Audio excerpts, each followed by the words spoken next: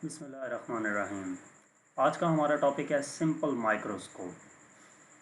Simple microscope basically क्या होता है? मैग्नीफायर को हम सिंपल माइक्रोस्कोप कह सकते हैं।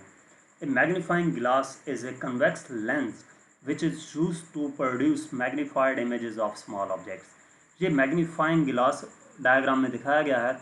इसमें एक कन्वेक्स लेंस यूज़ किया जाता है जिसकी मदद से हम क्या कर सकते हैं कि इमेज को मैग्नीफाई करके देख सकते हैं। इमेजेस हमें इसकी मदद से बड़े नज़र आते हैं। Hence it is also called simple microscope. तो इस वजह से इसको क्या कहा जाता है? सिंपल माइक्रोस्कोप कहते हैं। The object is placed nearer to the lens then the principal focus such that an upright vertical and magnified image is seen clearly at 25 centimetre from the normal eye. जो object होता है वो क्या किया जाता है? इस लेंस के नज़दीक रखते हैं, प्रिंसिपल फोकस से भी नज़दीक, ताकि जो इमेज फॉर्म हो वो अपराइट हो, वर्टिकल हो और मैग्नीफाई हुआ हो और हमें वो क्लियरली 25 सेंटीमीटर के डिस्टेंस से नज़र आएगा। यानी कि हमारी आंख और उस ऑब्जेक्ट के दरमियान कितना डिस्टेंस हो? 25 सेंटीमीटर का डिस्टेंस हो, तो वो हमें इमेज क्लियरली नज़र आएगा। अब हम मैग्नीफाइंग पावर देखते हैं सिंपल माइक्रोस्कोप की। Let theta be the angle subtended at the eye by a small object when it is placed at near point of the eye। जो नियर पॉइंट है वो 25 सेंटीमीटर होता है। तो कहा यह गया है कि एक ऑब्जेक्ट है एच नॉट, हम उसको सपोज कर लेते हैं, और वो आई से 25 सेंटीमीटर के डिस्टेंस पर मौजूद है और एंगल कितना बना रहा है? Theta. If the object is now moved nearer to the eye, the angle on the eye will increase and become theta prime but the eye will not able to see it clearly. अब हम इस object को अगर move करते जाएं नज़दीक, तो आप ये सेकंड डायग्राम में देखें, जो एंगल बन जाएगा वो थीटा डैश बन जाएगा और क्या होगा? इमेज ये ऑब्जेक्ट है जहाँ पे मौजूद था, तो हमने क्या किया? इसको आगे मूव करते गए तो यहाँ पर आ गया ये एच। तो अब देखें कि जो एंगल है वो कितना बन गया? थीटा डैश बन गया। लेकिन हमें आम आंख से ये इमेज नज़र नहीं आएगा, क्योंकि मिनिमम डिस्टेंस किसी ऑब्जेक्ट को क्लियरली देखने के लिए 25 सेंटीमीटर होना चाहिए। ऑब्जेक्ट और हमारी आई के दरमियान जो डिस्टेंस है 25 सेंटीमीटर होना चाहिए, लेकिन नहीं है, तो ऑब्जेक्ट क्या करेगा? हमें क्लियरली नज़र नहीं आएगा। तो उस काम के लिए हम क्या करेंगे? In order to see the object clearly we put a convex lens between the object and eye so that the lens makes a large virtual image of the object at near point of the eye।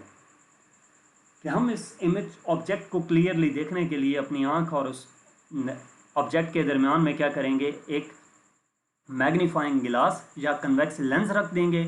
उसका नतीजा क्या होगा कि इस object का हमें image नज़र आएगा, वर्चुअल इमेज, मैग्नीफाइड हुआ वर्चुअल इमेज हमें यहाँ पर नज़र आएगा। तो एच से जो डिस्टेंस था वो डी नॉट था, जो ऑब्जेक्ट था, ऑब्जेक्ट से आई का डिस्टेंस डी नॉट और ऑब्जेक्ट से इमेज का डिस्टेंस डी है।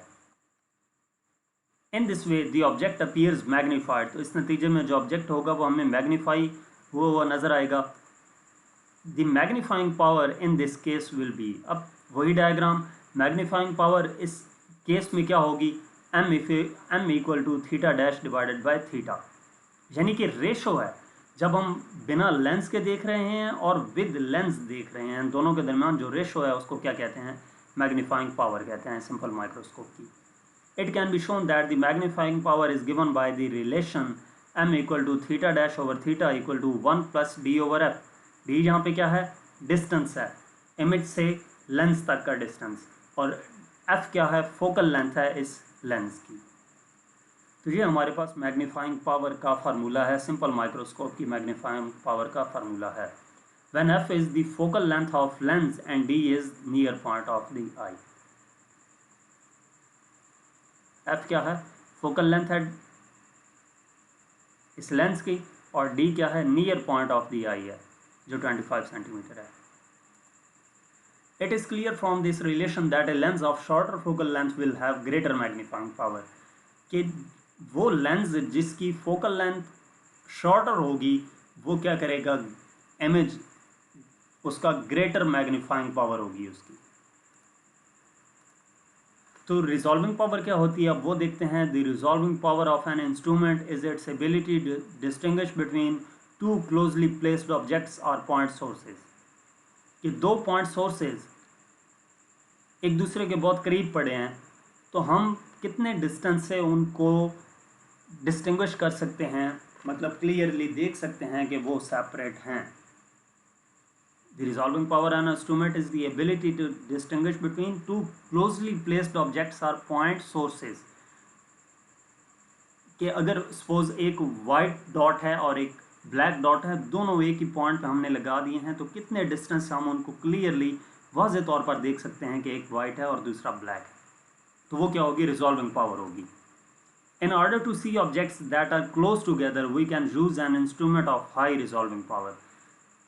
वो ऑब्जेक्ट्स जो काफ़ी ज़्यादा क्लोज हों एक दूसरे के, उनके लिए हम क्या करते हैं, हाई रिजॉल्विंग पावर यूज़ करते हैं। For example, we use high resolving power microscope to see tiny organisms and telescope to view distant stars.